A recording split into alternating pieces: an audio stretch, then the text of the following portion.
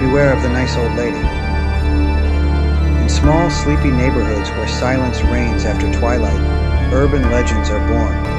These stories, passed from whispers to wide-eyed listeners, often hide more than imagination. They offer warnings rooted in fear and fascination. Today, we dive into one such tale.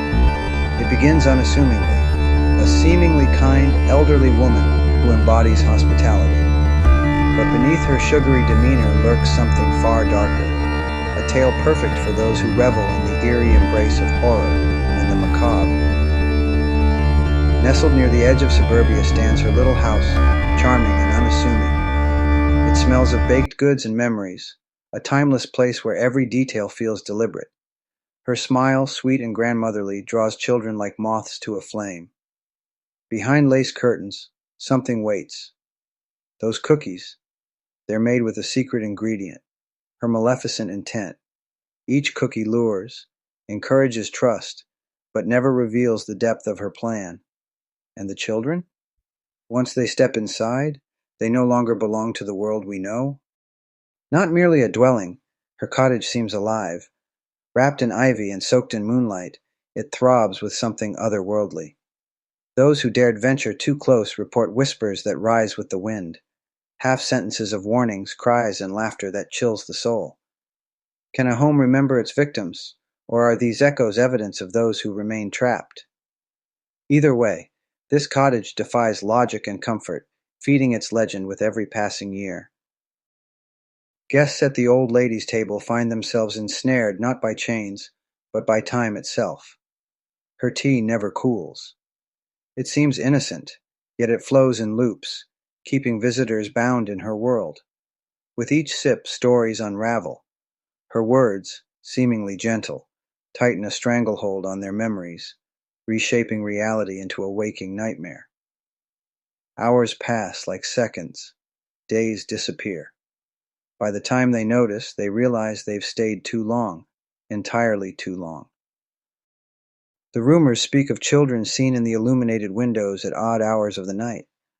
Their faces, pale as bone, press against the glass, their wide eyes pleading for release. They laugh, but it isn't joy. No, it's the brittle laughter of those who have surrendered to their eternal play. They move like shadows, unbound by time, but forever tethered to her will. Are they watchers? Are they warnings? Or are they part of something darker still? Urban legends like this one draw their power from universality. We've all known the warm, inviting figure who seems so safe, so harmless. This juxtaposition, the contrasting elements of a grandmotherly figure turned into a predator, preys on primal fears. Modern urban legend enthusiasts revel in dissecting these tales, not to debunk them, but to understand the cultural shifts and emotional triggers that create them. Why the nice old lady? Is it a reflection of our distrust of too good to be true kindness, or a modern fable about stranger danger? One element of the tale that strikes deep is the manipulation of hospitality. It makes us think, how many times have politeness and trust been our undoing? Accepting kindness at face value is a vulnerability the lady exploits. Her smile disarms, her gestures invite. These are the tools she uses not out of necessity but out of sport, turning the mundane into our undoing. No urban legend stays the same as it is retold. Some say she's been seen for decades, her age unchanged, a supernatural constant in modern neighborhoods. Others whisper about strange markings near her home, symbols etched in stone or carved into trees. Variations tell of her origins, a spurned lover, a cursed witch, or a grieving widow. Each version adds layers, a communal effort building her mythology. The most fearsome accounts describe what happens on moonless nights. The house darkens, except for a single light burning from her upstairs window. This is when the laughter becomes louder, more intense, and less human. Folks swear they've seen shadows moving on the lawn, children playing games that end in dreadful silence. If you're close enough, they say, you might catch a glimpse of her silhouette, waiting, watching, smiling. For horror enthusiasts, urban legends like these fuel a delightful paradox. They evoke fear, but they also invite curiosity and adrenaline. It's a chance to toy with danger from a distance, to imagine stepping closer to the subject of the tale while being safe in reality.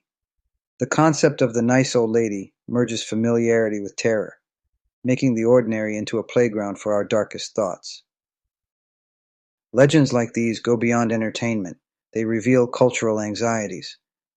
In the study of horror, this urban tale offers insight into perception and memory, trust and deception. What was the origin of this tale? Could there be a thread of truth buried beneath the fiction? Studying urban legends invites us to reflect on what makes us human: our fears, our storytelling, and our undying urge to warn and protect. The charming facade of the nice old lady's home is her greatest weapon. As the legend itself warns, not all sweetness is safe. It asks, "Would you step inside?"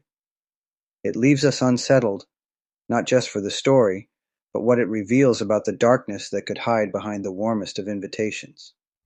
Next time you smell the innocent aroma of cookies or hear a welcoming grandmotherly laugh, take a second look. The tale of the nice old lady spins threads of fear, morality, and cultural curiosity into an engrossing urban legend. It invites horror enthusiasts to linger in its shadows while offering a cautionary tale for all. More than just a scary anecdote, it is a reminder. Urban legends, much like her tea, remain warm, waiting to welcome you. But beware, some invitations are better left unanswered.